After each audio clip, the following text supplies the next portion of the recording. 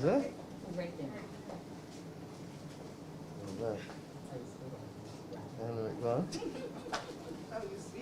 You're not doing. Good afternoon, good afternoon. We've been traveling for almost 36 hours, so.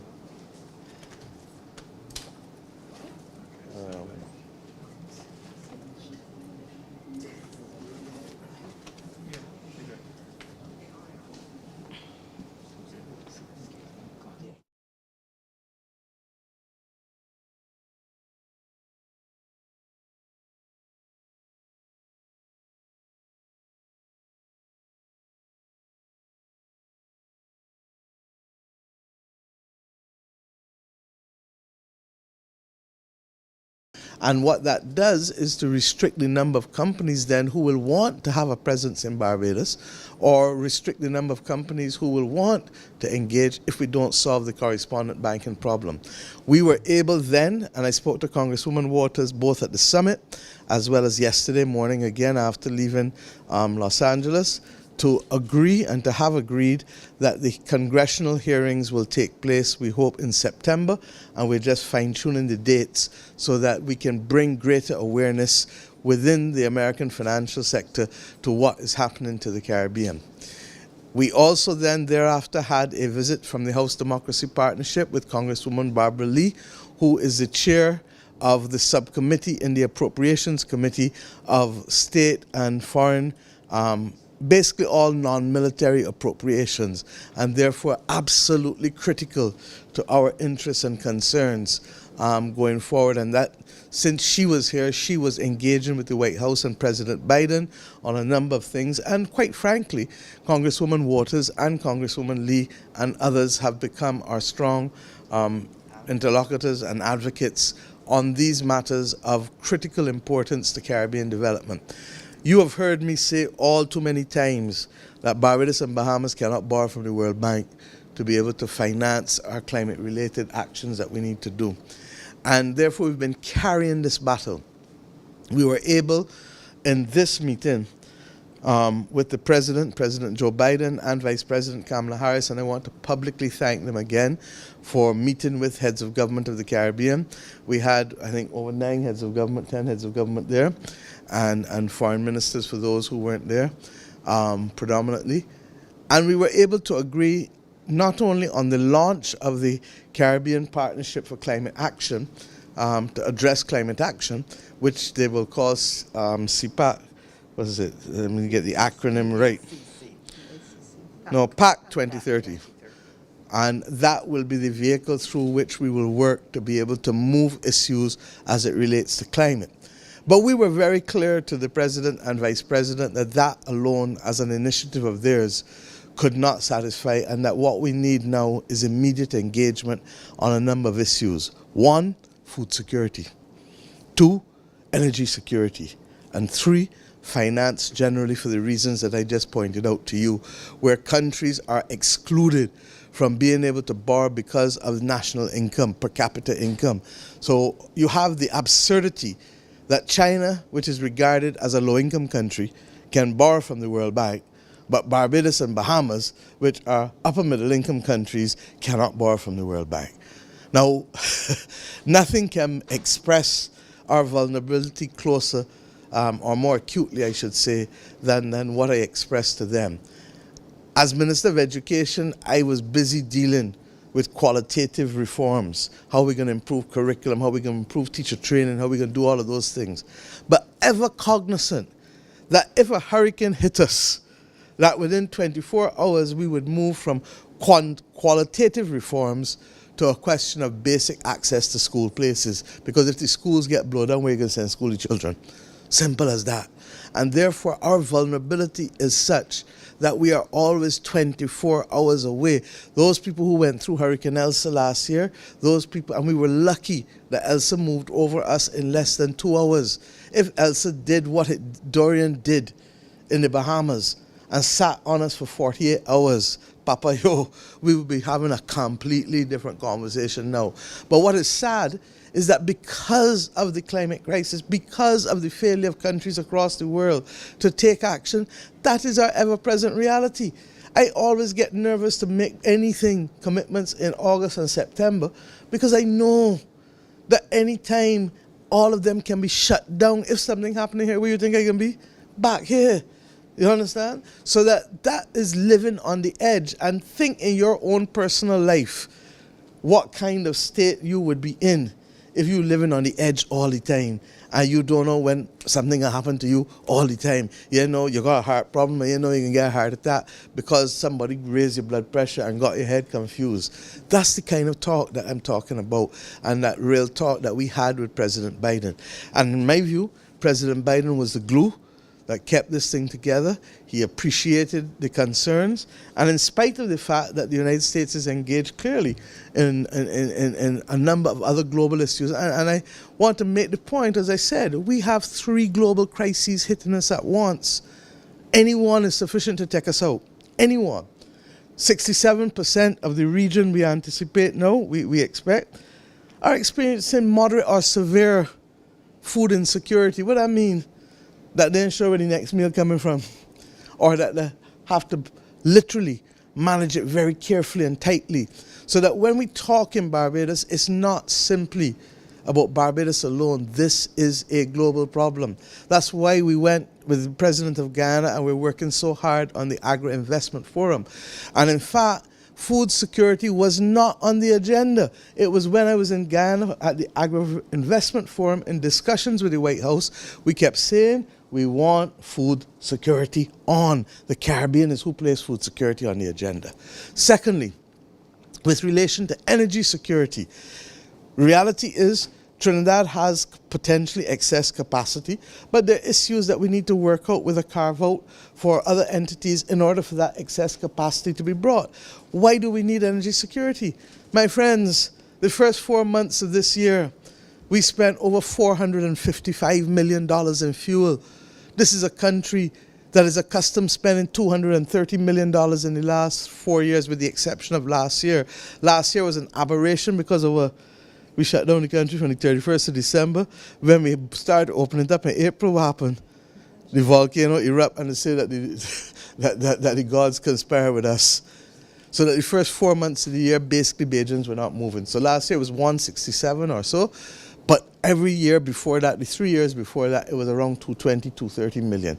We are spending almost double with respect to fuel in the first 4 months of this year, and the prices are still climbing.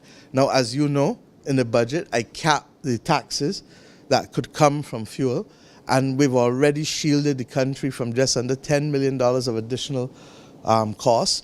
And in a full financial year, it is going to hurt us, because it will probably cost us $50, $60 million to continue to shield Barbadians from the fuel costs, and we may have to find other things as we go along, depending on the growth, because you can't take blood from stone either. So we will continue to do all that we can on all fronts. The food security, the energy security, and then the finance. The White House has finally, and I want you to read the statement and think, because these statements are there, so it's not just my words you're going to rely on. And they've made it absolutely clear here in this sentence, building on Vice President Harris's meeting with the leaders, the United States launched the PAC 2030, as I told you, to facilitate renewable energy infrastructure development, including by increasing access to financing. They're going to increase the capital in the Inter-American Development Bank, particularly for the private sector. But as some of you may have heard me make the point in the green table, the table on green financing on Friday evening with Special Envoy John Kerry and the President of Colombia and the President of Ecuador, and chaired by the President of the Caribbean Development Bank, and I hope that you've shared it with Bajans. But we made the point that the elephant in the room is not the mitigation, what we can do to mitigate by building out the renewable energy, because the private sector and them going to come in, because you can get a return on investment in those things. But nobody's going to come to help us adapt to this new world. And what do I mean by adapting? We got coastal communities. How many people remember when Six Men had houses on that side, on the beach side, now that you see stalls? Why? Because the sea come in and take away the land, and therefore the only thing that can really stand there are transient stalls. And there are other communities that are being affected. We have Glen Burnie, where we have literally land going into the ocean. And we have wells on the west coast that are dangerously close to having too much salt water, too much salinity, which means that you can't use those wells for the future. And we're already a water scarce country. So those types of projects that have no return on investment, who could do them? You're going to pay at the end of the mortgage, lengthen the mortgage for 2 more years, and give me 2 years elbow room. Nobody's going to give us the equivalent of 18% of GDP, which is about $1.8 billion. We've negotiated that in our new debt instruments after our debt restructuring. And we've been saying to the rest of the world, you need those types of instruments. You need to put pandemic clauses as well, as we've done in the Central Bank Act. And the government is going to have to look to be able to contextualize for the country. We are facing 3 crises. I've told you about the fuel crisis and what's happening with the money there. I've told you about the climate crisis, and we know what we're spending in terms of water and also housing and coastal defense. And I've told you, look at all of you with masks, so you know about the pandemic. You know about the pandemic. And you know what the pandemic has cost us in terms of a reduction of $600 million in revenue in 2020, while having to spend $400 million more that you didn't expect to. 2021 was not as bad, but it wasn't great where we are. We're now beginning to see the green signs of growth. I came in on a flight just now. 3/4 of the flight were tourists. Not Bajans, tourists. But we have to do all in our power, each and every one of us. The last press conference I had in this room, I told you, every person in this airport has to be chief host. Every person in Barbados has to be chief host. You know why? Because everybody in the world fighting for the same thing that we're fighting for people to come to them. And either we're going to make them feel the most welcome, or they're going to do what? Go somewhere else. And that is what we are fighting for. The things that I'm doing, I really don't like a lot of attention.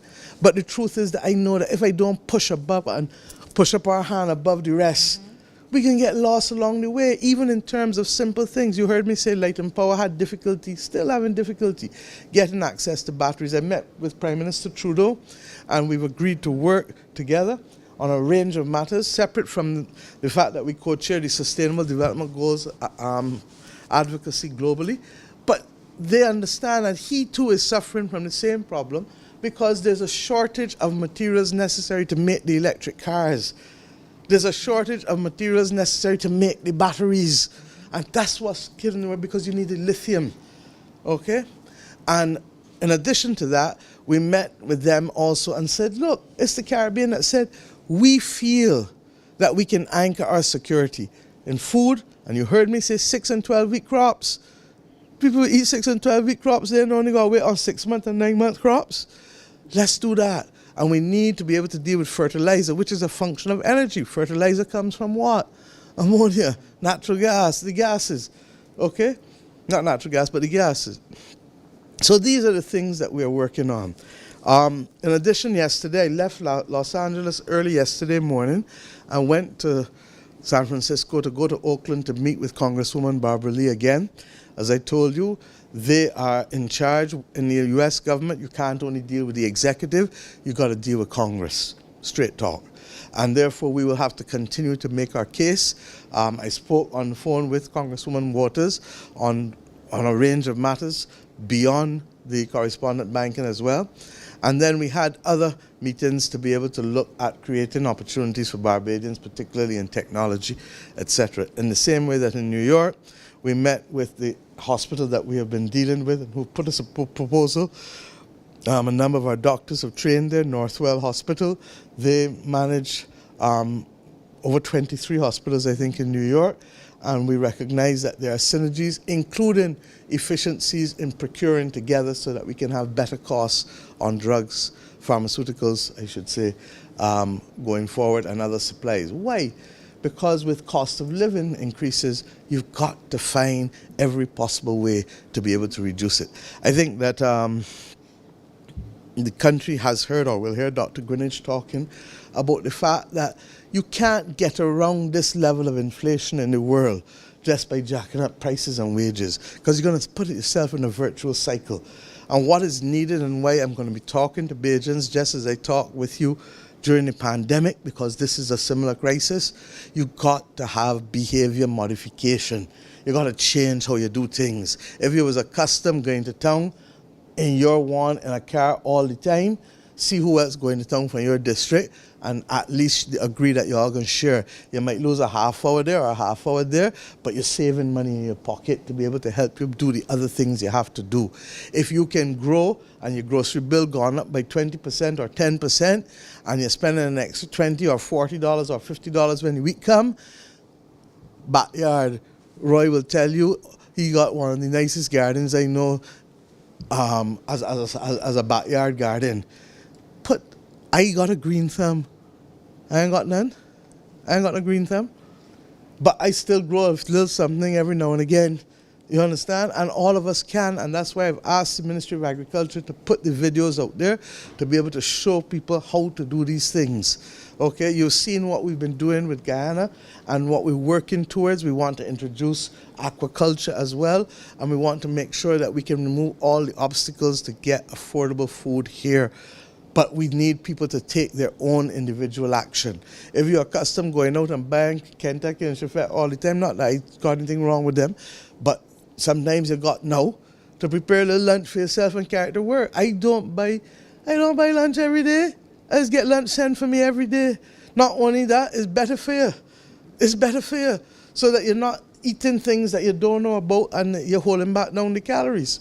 So what I'm saying to Bajans, it ain't us one that's suffering from this cost of living problem. It is the whole world. And I therefore want us to be able, we know our parents knew how to cut and contrive. Our parents knew how to make do. Our parents knew how to make a whole pot full. You might not be able to bake a chicken no more. You got to put it in a stew. Because the gravy, no, it's real talk. Real talk. Very often when I don't want something heavy, I only eating gravy and rice. Or eating, you understand? Real talk. But you eat good still the same way with the vegetables with it. And if you got to stretch, we're going to stretch because we are going to get through this moment. At the same time, we are working to see what we can do here so that Barbados can be a place where people who want to do blue and green technology for climate, accelerators for technology, and for biotechnology. And we are working literally to try and get these things going because we're conscious that you can't educate people in sciences and then only believe that the only option for them is teaching. I support teaching and I want some of them to go into teaching. But it can't be the only one. So we're going to have to build out, and that's why you heard me talk about having for us to renew our whole industrial estates. When last industrial estates get built in Barbados? So if we want to attract people here, where we going to put them? You understand? So we've got to invest the money to do it. And these are the conversations that we're having, the partnerships that we need, and that's what this trip is about. Next week, on Tuesday, the Managing Director of the International Monetary Fund, Ms. Kristalina Georgieva, is coming to Barbados for 4 days. This is the first time a Managing Director of the IMF will be visiting any country in the Eastern and Southern Caribbean. In fact, I think the only country they've ever visited was when Madame Lagarde went to Jamaica a couple years ago in the north. As you know, they had a program. Barbados is coming to the end of its program, and you'll hear more about it this week. But we live in an uncertain world, and we have to make the decision, and we're going to start that conversation with the social partnership from tomorrow, both on cost of living and on post-birth program, how we modify and go forward. But in this world where interest rates are rising, I can almost tell you already the cheapest money in town is where? Still there. During this week, she will also hopefully meet with regional ministers of finance and establish a clear framework and an understanding as to what the new Resilience and Sustainability Trust will look like. You heard me say that the World Bank has not been lending. The truth is the World Bank has not met small island developing states where we need to be met in terms of building out access to capital to adapt in a way that where the private sector is not going to spend money. And it is not exactly all that we need, but it is a long step. I won't preempt the details of those discussions because on Friday you'll have that. On Thursday we celebrate 20 years of CARTAC, and before that we also celebrate CARTAC is that entity that the IMF and others have established that gives us technical assistance to be able to help us with our management at a macroeconomic level and within the financial sector. And we will discuss, of course, start the discussion on Barbados' future relationship with the fund.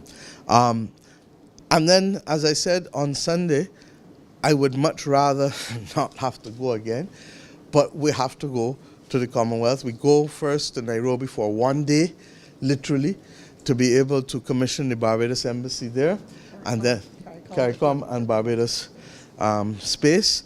And then we go straight on to Kigali to the Commonwealth Business Council. I will be closing the Commonwealth Business Council with Prime Minister Johnson. And then we go into the full meetings where we not only look at the choice of a new Commonwealth Secretary General, but we also deal with the very vexatious issues of access to food security, etc. The grain is in Ukraine. I sit on the Global Crisis Response Group of the United Nations, and we know the grain is in the Ukraine, but we can't get it out. There are no ports by which to bring it out. President Macky Sall from Senegal met with President Putin week before last, and President Putin has said that there are other options for them. They want to look at getting the ports open for them to get through Turkey. The rest of us want to also get the ports open out of Ukraine. But in a stalemate, and who's suffering? The people of the world. And it didn't make no sense. But by the same token, we know that the world is at a very, very precarious place, because one or two missteps, and what's going to happen? I leave it to you to think and dream, not for me to talk about. Okay? And then, of course, the CARICOM Heads of Government meeting again in Suriname in early July. So I want to get the country to be aware of what we're doing. It is not easy. My PS will tell you that I use a few choice words with her when she bring me the rates for Los Angeles, because these cities use it as a moment of price gouging. And as a result, Barbados did not stay in a hotel, nor Guyana didn't stay in a hotel. We went and rent some apartments and stay in the apartments. I stayed in an apartment with my officers because at this point, you've got to cut and contrive and do what you got to do still to carry along and let the money stretch. And I've said the same thing for them for when we go to the General Assembly. Not to mention, as I keep saying, too much out food ain't good for you. So if you can cook inside, which we did. I did breakfast for most of them. But it's a way of de-stressing. You see what I have to put up with? It's a way of de-stressing. And the only thing is, we're going through a rough time, and I just need everybody in the country to recognize that it is going to require a change of behavior, and that we are not in this world alone. At this stage, I'll pause and ask if there are any questions.